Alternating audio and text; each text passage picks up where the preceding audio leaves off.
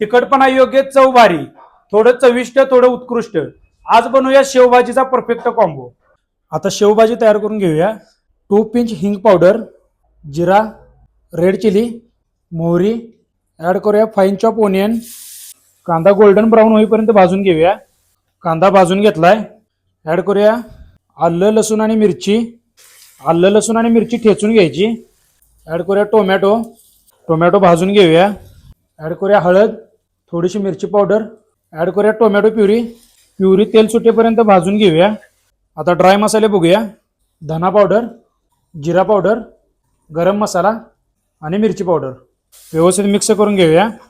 Add करूया hang curd. दही व्यवस्थित लो फ्लेमवरती मिक्स करून घ्यायचं. ॲड करूया पाणी. पाण्याचं प्रमाण जेवढा मसाला आहे त्या प्रमाणातच ॲड करायचं, जास्त पातळ करायचं नाही. आता हे उकळून घेऊया. हे सगळं व्यवस्थित उकळून घेतलंय. ॲड करूया मीठ, साखर घेतली थोडीशी, कोथिंबीर आणि कसुरी मेथी. आता याच्यामध्ये ॲड करूया शेव.